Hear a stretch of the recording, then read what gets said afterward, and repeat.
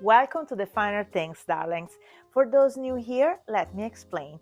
This is your destination for all things high society, impeccable etiquette, and timeless sophistication. Here we elevate every detail of life, refine it to perfection, and present it with unparalleled style. Today we are diving into the recent presidential inauguration, a moment where fashion, protocol, and diplomacy should unite in harmonious elegance. Now let's get one thing straight. This isn't about politics. This is about fashion and style, about why what you wear at events like this matters. The presidential inauguration isn't just another Tuesday, it's history in the making for everyone. A presidential inauguration is the most important event in the US calendar, social and political. Happening every 4 years, it's not just a ceremony, it's the beginning of a new era, marking a transition of power to a newly elected president. And this deserves to be treated as such. This isn't your average cocktail party. This is history in the making. It's going down in the books. You want to make it special. So imagine this, the world is watching, heads of state are in attendance, and the guest list sparkles with truly notable figures. This year, even the big tech tycoons grace the occasion with their presence. If that doesn't scream high stakes, I don't know honestly what does. So with such illustrious company, etiquette and protocol aren't just optional. They are mandatory for everyone, all the guests. Every detail, from the way the event flows to how people dress, must adhere to the highest standards. And now let's talk about one of the most visible and often, I don't know how, mishandled elements of protocol, the dress code. For the swearing-in ceremony, attendees are expected to wear formal day wear. For gentlemen, this means impeccably tailored suits. For ladies, it's all about coat dresses or tailor coats paired with elegant, appropriate accessories. No shortcuts, no excuses. Think polished perfection, not I just grabbed this from the back of my closet, it was okay for another occasion, it's okay for this one. No. Then we have the inaugural ball, a black tie affair that calls for full glamour. Ladies, this is your time to shine in a long flowing gown. Gentlemen, tuxedos are non-negotiable. The idea is to exude timeless sophistication and show respect for the grandeur of the occasion. In short, darlings, this isn't the place for casual missteps or sartorial experiments. The inauguration is where tradition, elegance, and decorum reign supreme. And remember, when you are part of a moment destined for the history books, you better dress like you belong in them. Melania Trump, the First Lady, from Ralph Lauren to a Gothic cartoon. Melania. Back in 2017, she was a vision of perfection in a pastel blue Ralph Lauren ensemble, giving us Grace Kelly vibes with matching gloves and a softly styled updo. Fast forward to now, and she turned up in a black Adam Lip dress, coat and dress, with a wide brim Eric Javits hat. Chic, yes, but more Tim Burton Gothic chic than inauguration chic. The hat, darlings, was the real villain of the day. It did cast her face in shadow, and you couldn't see the eyes and barely her facial expression. Take it from me, hats should frame your face, not overshadow it unless you're on the beach. And for such a high-profile event, why choose an ensemble that screams Victorian governess instead of First Lady of warmth and diplomacy? Here's what I really think and why I think this is a fashion faux pas. Let's start with the fact that the First Lady isn't just any guest. She is the First Lady. Her role goes far beyond looking stylish, though let's face it, that's important too. She's a symbol, a representative of the American people, and the face of warmth and hospitality for the White House. Her outfit should send a message not only to the nation, but to the world. Welcome, the doors of the White House are open to all. And yet, this ensemble, it missed the mark entirely. This was not the warm, welcoming image we expect. Instead of exuding joy and openness, it felt more like a look fit for mourning.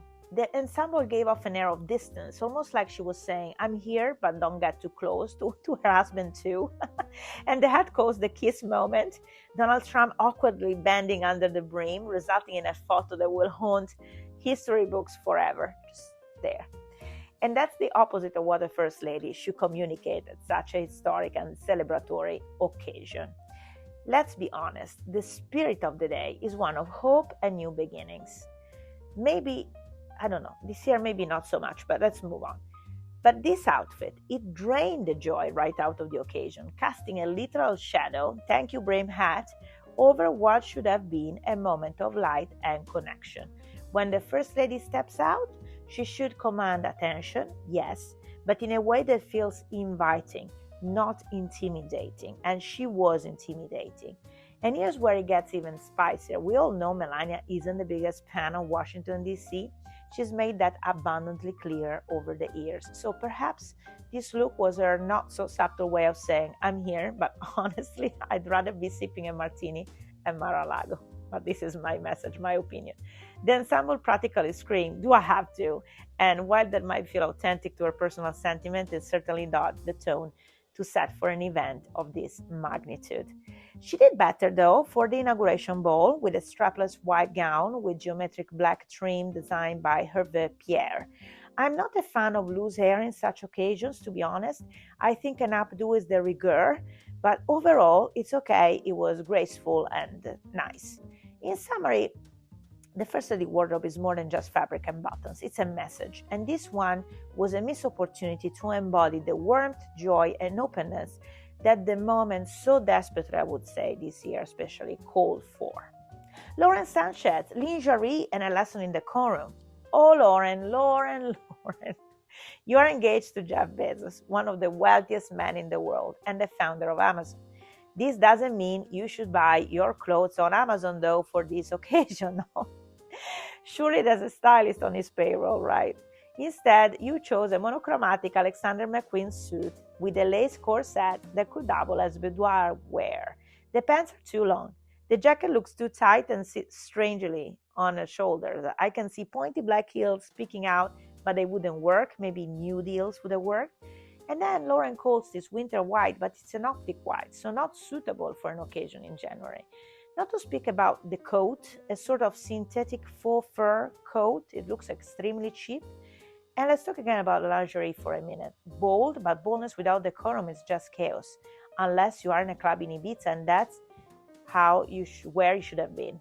If this were a royal event, she'd either have been denied entry or politely ushered to the back.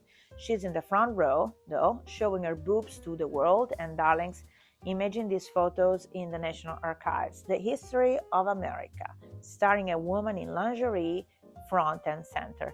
It's the kind of scandalous sartorial choice that makes you want to clutch your pearls and scream, who let this happen? Usha Vance, pink coat, beige effort.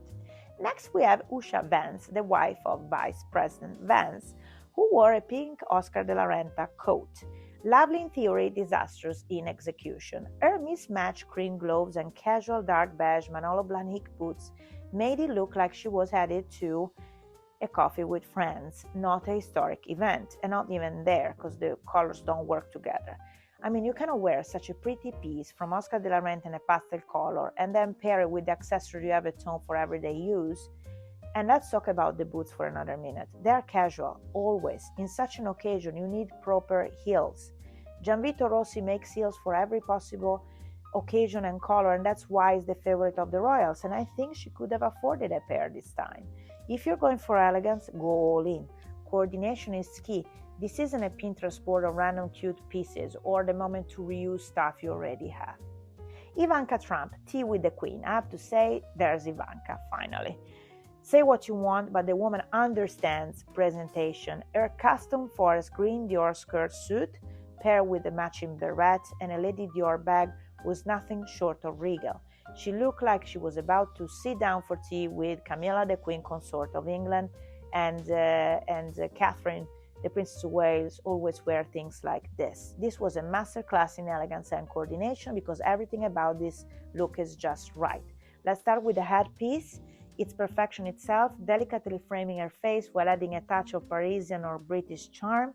Unlike certain other choices we've seen, it enhances her feature rather than overshadowing them. And bonus points for the beautiful updo, the braided bun that peeks through just enough to say, yes, I made the effort, and it shows. It's polished, feminine, and the epitome of understated sophistication. So, yes, A+. But let's not stop there. The accessories deserve their own round of applause. The shoes and the Lady Dior bag are perfectly matched, a detail so often overlooked but so crucial for creating a cohesive look. Usha!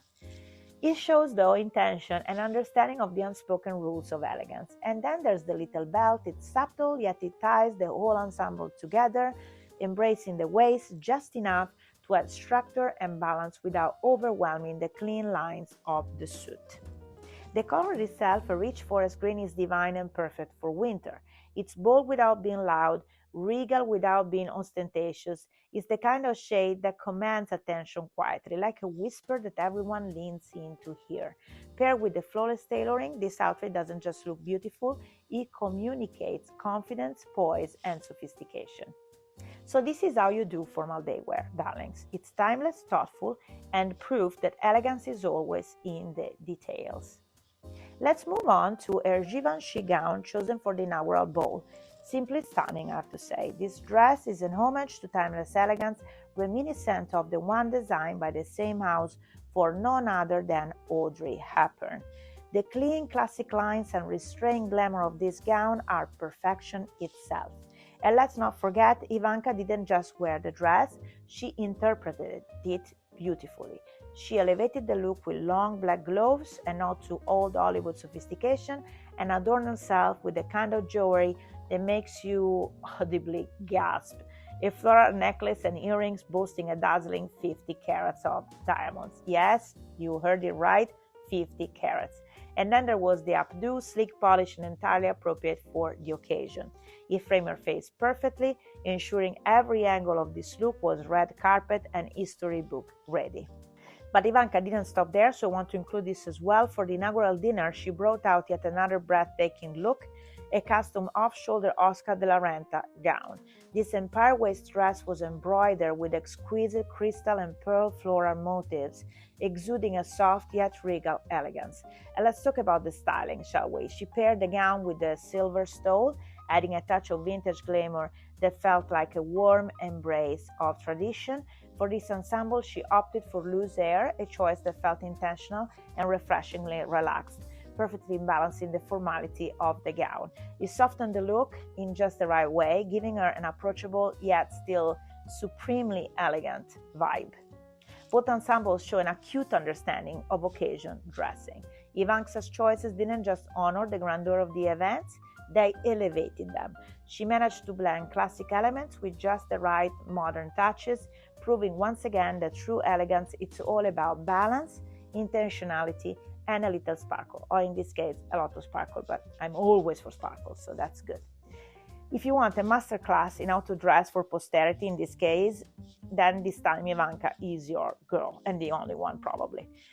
Why the dress code is non-negotiable? Let's chat about this. Why dress codes matter. It's not just about looking good, although let's face it, that's half the battle. Dress codes are about respect for the occasion, the people, and the history being made.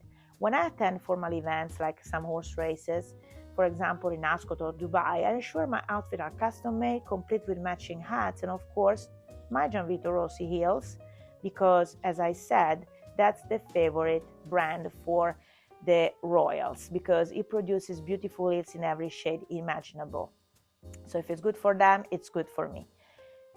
Darlings, remember, how you dress speaks volume. At an event like the inauguration, your outfit should say, I belong here, not just I wander from a cocktail party, I'm rich, I'm here because I belong, because I'm rich. No.